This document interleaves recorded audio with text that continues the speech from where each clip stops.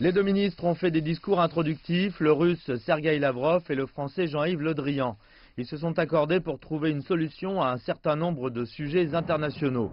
Le plus urgent étant la situation en Syrie avec la Ghouta orientale.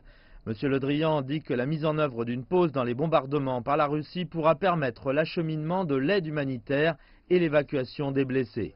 Très opportun d'ouvrir rapidement le premier checkpoint, celui de Wafidine, pour permettre l'accès des 5 convois prioritaires des Nations Unies et qui ont été identifiés dans la lettre que le président de la République et la chancelière ont adressée récemment au président Poutine.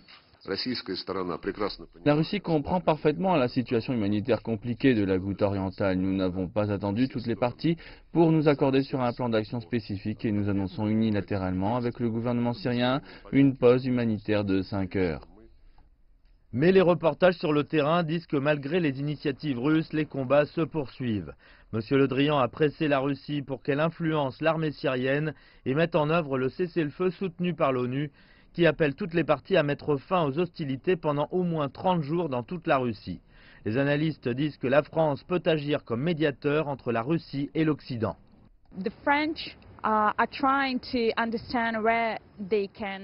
Les Français essaient de comprendre comment ils peuvent aider la Russie à se faire entendre en Europe et en même temps de porter la position de l'Union européenne à la Russie et au président russe. La France veut davantage de mesures spécifiques de la part de la Russie pour mettre en œuvre le cessez-le-feu afin qu'une aide cruciale puisse arriver dans le quartier de la Ghouta orientale. Le Kremlin dit que Moscou essaie d'aider les civils à quitter la zone malgré les provocations des rebelles. Mais beaucoup espèrent qu'une amélioration des relations diplomatiques entre la France et la Russie aidera à trouver une solution politique en Syrie.